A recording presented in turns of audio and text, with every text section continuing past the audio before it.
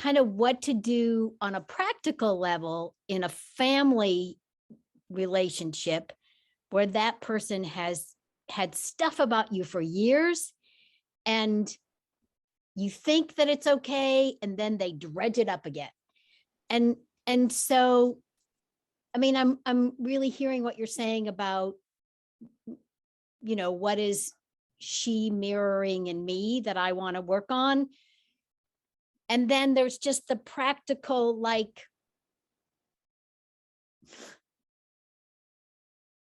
do I include her in emails that I send out to everyone?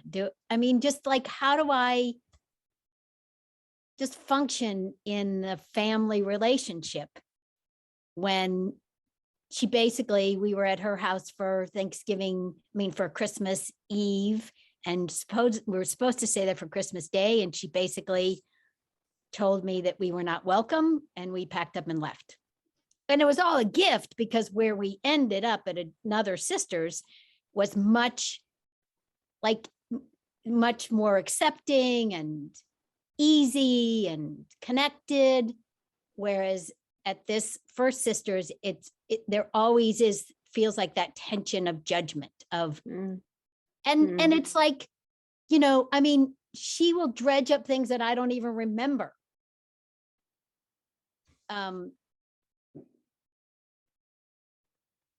And this has been an ongoing pattern of like, we have this heart to heart. I think it's all cleaned up. And yet then she just, yeah. So, I think I want to protect my heart. Yeah. So I would just love any breadcrumbs about how to practically be in this relationship while I'm doing that more macro work that you were talking about with Hannah. Yes. Yes. So there's a balancing act here. And on the one hand is what you said about protecting your heart. Very important. Yes, we are really the end all be all of the people who will protect ourselves and make ourselves feel safe and good. Yes. And then also on the other side is being okay with people still holding on to things that involve you.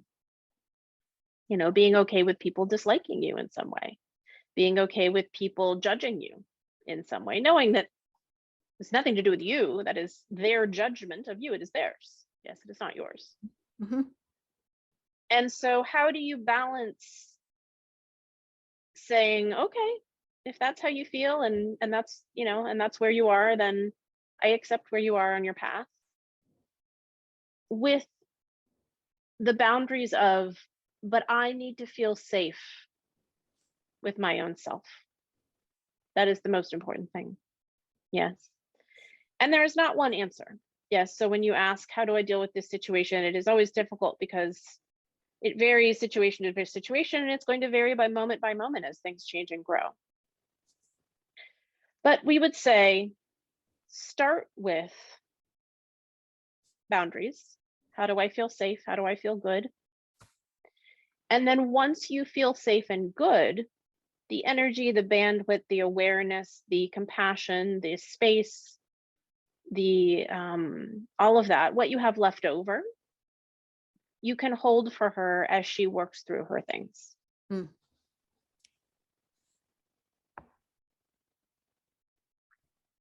And as we said, this is always a balance, and it will always be shifting, and it will probably shift day to day, moment by moment, conversation by conversation. But check in with yourself.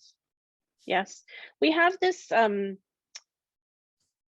pattern of disconnection, as we have talked about, but even in checking in with ourselves, yes, there is the reaction of, how are you? I am fine. And we don't even stop to think, how are you? What if you actually stopped for a minute and checked in with yourself? How am I? So before you send an email, include her, reach out to her, et cetera, stop. How am I? Do I feel safe and sturdy and home and steadfast and calm and peaceful? Or is this not the right time to reach out? Is that helpful? Yeah, It is. And, and I wonder, I think what I'd like to work on too is like an expectation. Like we just had a text conversation about, she sent some stuff I left. I thanked her for it. Mentioned that we now had COVID. And then there was her response, I interpreted as judgmental. So I guess, it makes me feel like I don't want to even have any conversation with her. But how much of that is like my filter? Yes. Yes. That is always what we are working on. Yes. Allowing others to be themselves and allowing us to be ourselves. Of course we have filters. All we can do is observe them. And in observing them, realize that they're a filter. And in realizing that they're a filter, decide what we want to do about that. Yes, that is the key, right? Is that observation piece. So being triggered isn't necessarily a bad thing, yes, because it allows you to work through the trigger. But there is a great power and an importance in being able to have that moment of, oh, I am triggered. I feel judged. What do I want to do about it? Maybe I want to work through it. Maybe I want to eat an entire chocolate cake, whatever. Doesn't matter, right? The power is in the observation and the choice. Yes, the freedom of the choice. And so that is also part of the balance part of the key is that, of course you're going to be triggered. If we went through this life without ever being triggered, what would be the point of incarnating? What would be the point of being separate from anyone else? Yes, we cannot trigger each other when we are all one. So, but we would say that for you in particular, we go back to making sure your boundaries are there first. Yes, you are not anyone's giving tree. We do not need to give of ourselves until we are just a nubby stump. Yes. How am I feeling first?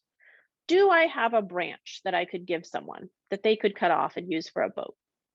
Not today. Or yes, today. Yes. And then the awareness that if there is a pattern of you triggering her and she triggering you, it's going to come up. And that's okay. You can feel triggered. It's okay.